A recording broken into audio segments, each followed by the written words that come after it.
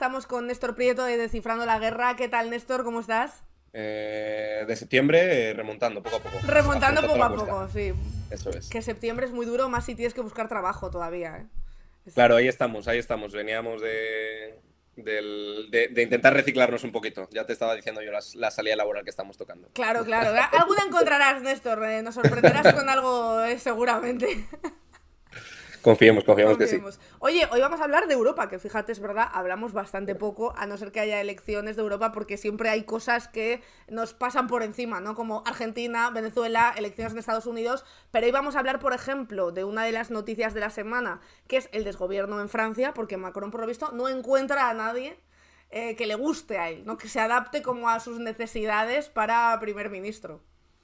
Claro, es un tipo de orden, entonces necesita una persona que cumpla, que sea una persona que guarde todo y bueno, pues lo de respetar los resultados no le gusta mucho. Es cierto que Francia es un sistema presidencialista, semipresidencialista en teoría, pero donde tiene muchísimo poder. Y bueno, es un poco luchar contra los elementos, porque se consiguió ganar a la extrema derecha casi de manera pues no milagrosa, pero contra todos los pronósticos, gracias a una unión muy amplia.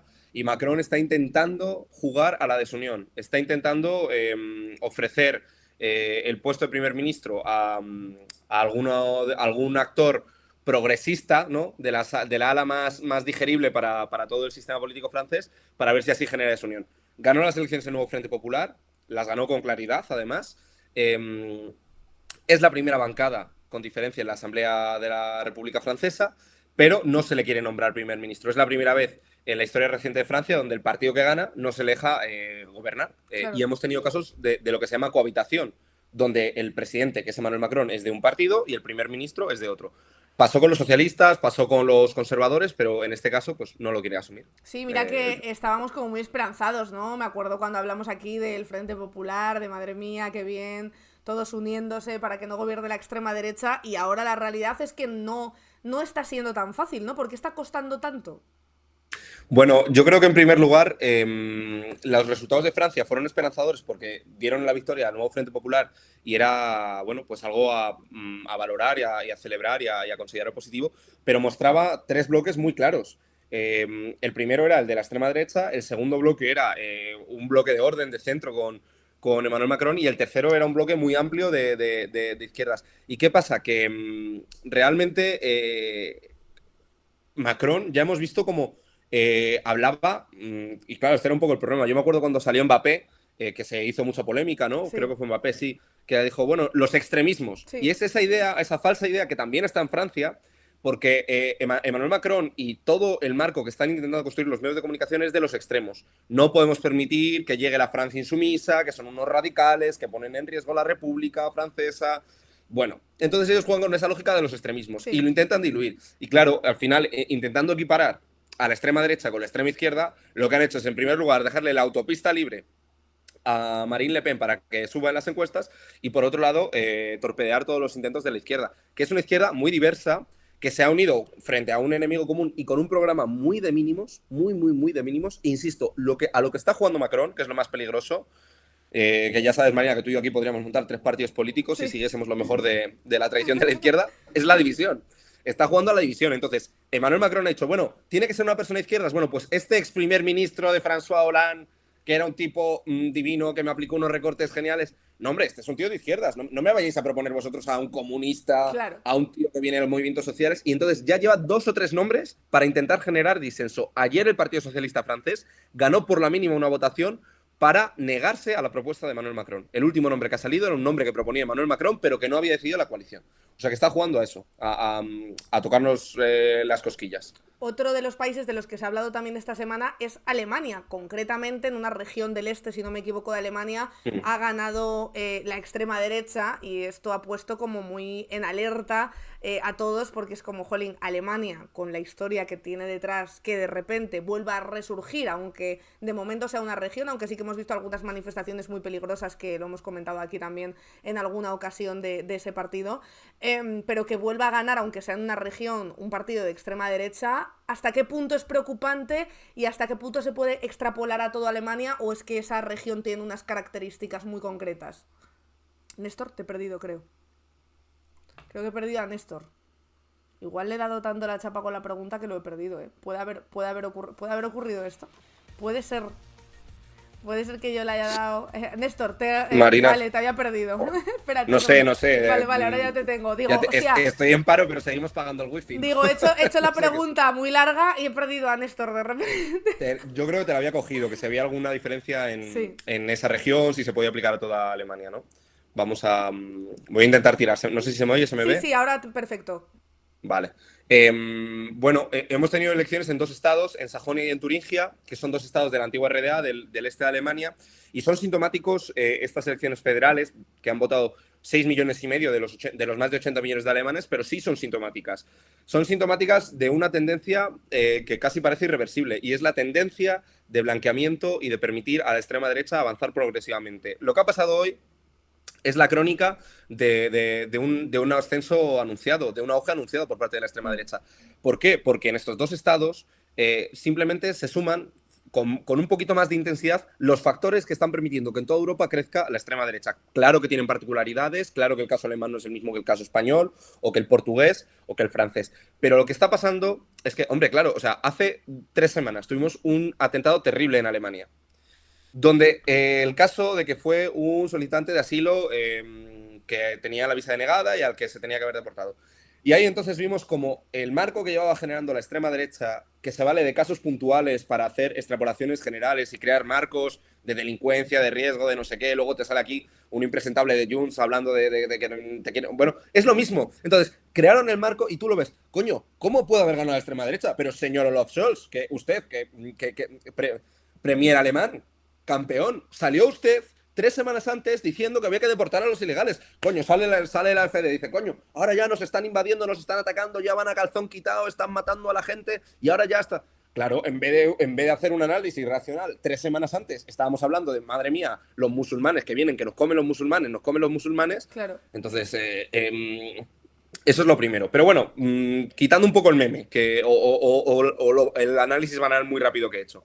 ¿Qué pasa en Alemania? En primer lugar, que Alemania, como casi todos los países de Europa, atraviesa una contradicción en un momento internacional muy convulso. Esa contradicción es, en primer lugar, pues la situación económica. Alemania no está ni siquiera como España, no está creciendo, está casi en una situación de parálisis de la economía. Está creciendo por debajo del 1%, según algunas previsiones para los próximos trimestres, lo cual es casi un estado de recesión. Por tanto, las clases populares están con una situación económica débil y precaria. En segundo lugar, estamos viendo cómo la guerra de Ucrania, que es un caso que ellos tienen muy cerca, está generando muchas tensiones sociales, porque ellos están, por ejemplo, muy perjudicados por todo el tema del gas. Claro. Ahora hemos hablado mucho del Nord Stream, hemos hablado mucho de todo eso, ellos eso lo ven muy, muy de cerca. Y en tercer lugar, se da esto en el este de Alemania, que es una zona que no fue reunificada, fue absorbida, fue arrastrada con la otra Alemania. Entonces tú ves los datos de, no sé, de natalidad, de número de creyentes religiosos, de estudiantes universitarios, de tasa de analfabetismo, de enfermedades, de esperanza de vida, y ves que es una Alemania diferente. Entonces, en la Alemania más desprotegida, donde el Estado menos ha llegado, donde hay más desigualdad y más pobreza, llega una derecha radicalizada, a la que se le ha comprado los marcos de la inmigración y ha ganado. Entonces, bueno, pues lo más triste de todo es, y yo creo que esto sí que hay que apuntarlo y ser autocríticos, es que en ese estado, en uno de los dos, uno es Sajonia, que ha ganado la CDU, que es conservadora, y el otro es Turingia. En Turingia gobernaba Die Linke, que es la izquierda alemana, que a mí me encantaría decir que ha perdido la izquierda alemana por su posición con Palestina, que tiene una posición pro-israelí. Bueno, no, pues ha ganado porque no estamos siendo capaces de articular un discurso en el que parece que poco menos que aspiramos a las migajas y a redistribuir lo poco que queda. Entonces, cuando no somos capaces de dibujar horizontes esperanzadores, cuando parece que gestionar las miserias es lo único a lo que podemos aspirar, pues bueno, pues las clases trabajadoras, las clases populares alemanas, francesas, españolas, pues es normal que tienden a ello. Insisto, en Turingia gobernaba Die Linke desde la reunificación y ha ganado AfD, Alternativa para Alemania, con un 32% del voto. O sea que no va a ser solo una culpa de que los socialdemócratas hablan de la migración y de que los verdes son otanistas y de todo eso. No, no. Hay un problema intrínseco en que en la izquierda no estamos siendo capaces de tocar las teclas para hablar a la gente que simplemente ve que hay un mundo en transición, ve que efectivamente la migración es un fenómeno transnacional que no se puede parar, y en vez de dar una respuesta desde la racionalidad, en vez de hablar de que la transición ecológica no la puede pagar la clase trabajadora, la tienen que pagar el modelo productivo. No podemos poner de punta de lanza a los trabajadores y a las trabajadoras de que tus derechos, Antonio, Manuel o Friedrich, no son culpa de la mujer, del transexual, de tal. No somos capaces de explicar eso. Pues bueno, esa incapacidad que estamos teniendo pues la está ganando por otro lado. O sea que no todo es culpa de los medios de comunicación, no seamos tan autocomplacientes. ¿Qué características tiene la AfD como partido de extrema derecha? Porque aquí hemos hablado mucho también entre diferencias entre las diferentes extremas derechas de todo el mundo. Bueno, pues para que te hagas una idea, y me acuerdo que después de las elecciones europeas hablábamos de cómo la extrema derecha se había fragmentado en tres. Bueno, pues a AfD, Marine Le Pen les había echado por ultras. Es verdad, cierto. Os pasáis vosotros. Porque Sí, claro, sí. el candidato, en Turingia, el candidato está siendo investigado por comentarios neonazis. Tenían pasados, algunos de ellos, de pertenecer a las juventudes hitlerianas, a grupos neonazis en la actualidad. Entonces, esto es la extrema derecha más extrema derecha. Tiene un discurso profundamente etnófobo, del pueblo alemán como un pueblo blanco, o sea, de la etnia como elemento central del discurso. De hecho, claro, es muy sutil porque hablan de un único pueblo, con una única cultura, con una única historia. Es lo que dicen en los mítines, que bueno, ya te huele un poco mal, pero ya vas a las declaraciones, vas al programa, vas a sus elementos más discursivos, más ideológicos, cuando lees sus revistas, sus programas electorales, y ves que efectivamente tienen un discurso claramente xenófobo y racista, y ponen la raza en el centro. Son partidos que hablan, AfD, Alternativa por Alemania, habla de esta teoría del gran reemplazo. Sí. O sea, son partidos que tocan mucho el elemento migratorio y que exacerban mucho el elemento de la inmigración y que, claro, juegan con todo eso. Por cierto, en Alemania y en Francia, en Alemania cuando gana las elecciones europeas Marine Le Pen y después en las legislativas y ahora en Alemania, vemos una tendencia inversamente proporcional, que es muy curioso. Aquellas zonas donde hay más inmigración es donde menos votos tiene la extrema derecha. En París, en el Gran París, rodeado de inmigrantes, es donde más inmigración hay. Hay barrios donde tenemos hasta un 30 o un 35% Sí. de migrantes de primera y de segunda generación o de tercera, y es donde menos voto obtuvo la extrema derecha. Y en estados como Turingia, que no son los que menos migrantes tienen, pero donde menos hay, o en el interior rural de Francia, es donde más votos obtiene la extrema derecha, haciendo discursos sobre la migración. Total. O sea que también da para pensar eso. Oye, te lanzan alguna pregunta por el chat. Flapsy te ha preguntado, Sí. por ejemplo, si te vas a coger las navidades venezolanas, que dice Maduro que las vamos a adelantar a octubre. Bueno, esto de, en fin, yo creo que vi además que yo de sí que gustó el último capítulo Sí. de Venezuela, ¿no? Venezuela ya me sabes metí que siempre trae mucha cola. Sí, basta con ponerlo y ya se dispara. Bueno, pues esto tiene una explicación, es un poco triste en sí, pero bueno, al final todo el tema de la Navidad, en Venezuela, Nicolás Maduro tiene una deriva católica y evangélica muy importante de apoyarse en sectores religiosos, entonces la Navidad desde hace mucho tiempo tiene como un peso religioso muy importante en Venezuela, o sea que se toca mucho eso. Y además, en Venezuela, desde hace mucho tiempo, como la situación económica es tan mala, la Navidad se asociaba a la entrega de productos y de bonos sociales. Entonces, en Navidad se hace un reparto extra de comida, se entregan bonos monetarios y bonos materiales de distribución de alimentos y, por tanto, adelantarlo, me parece que era el 1 de noviembre, o no me acuerdo, o el 30 de octubre, quiere decir que los grandes programas los programas sociales navideños se van a adelantar y, por tanto, en Venezuela va a haber algo más. Pero bueno, al final no me voy a coger las navidades venezolanas. Una táctica un poco para llamar la atención sobre otro tema, ¿no? Me imagino. Claro, son bombas de humo y demás. ¿Y qué te voy a decir? Pues yo que me dedico a la comunicación política, te diré que hasta los gobiernos menos malos, no digo si este es uno de ellos o no, pues tienes que también tocar estas teclas, ¿no? Al final hablas de Navidad, metes un elemento festivo, creas un poquito, pues, discurso, o sea, poder blando, ¿no? Metes música, metes alimentos, pones luces en la calle, pues cambian el elemento de discurso, te desplazan un poco el foco del discurso. Anteayer se emitió una orden de detención contra Edmundo González, que era el candidato de la oposición. Se ha hablado mucho, pero también se está hablando del tema de las Navidades. No quiero hablar mucho de Venezuela porque sería para hacer una tesis, pero bueno, para que tengamos ahí todos los elementos. Pero yo no me voy a coger las Navidades venezolanas. Otra pregunta que te lanzan por el chat, Ojo. Te dice Kazu. ¿Qué opinas sobre la situación política en Trinidad y Tobago? Me gusta que vuelvan otra vez las preguntas para pillar a Néstor. O sea, las preguntas pilla a Néstor son mis favoritas. Pues mira, no he seguido las últimas semanas de Trinidad y Tobago, pero yo os voy a decir una cosa de Trinidad y Tobago, que yo es lo que sigo, lo que leo. país caribeño, muy interesante. Si os queréis meter y mirar, ver cómo está cerca de Venezuela, es uno de los países que, de hecho, Venezuela usa en su diplomacia para darle petróleo barato, y Trinidad y Tobago, por ejemplo, como es un país que está comprado desde un punto de vista petrolero por Venezuela, se ha salido de la OEA, de la Organización de Estados Americanos, ha votado siempre a favor porque es beneficiario, ya digo, de programas de Petrocaribe, de suministro de hidrocarburos, y luego aparte Trinidad y Tobago tiene la peculiaridad de que es el país caribeño con mayor población musulmana, y en Trinidad y Tobago hemos visto cómo ha proliferado parte del integrismo islámico, y es el único país de América Latina donde hemos visto que se han desactivado células enteras de integrismo islámico. Entonces, yo lo que más he estudiado de Trinidad y Tobago, más que la realidad de la política diaria, porque no me da la vida entera, pero sí que es el tema de la implantación del integrismo islámico y de cómo los hermanos musulmanes, el Estado Islámico ha conseguido incluso penetrar e implantarse allí. Es un tema de migración histórica de la década de los 60, incluso un poquito anterior, o sea que en Trinidad y Tobago tenéis un ejemplo muy curioso. Una pequeñita isla del Caribe, bueno, son dos,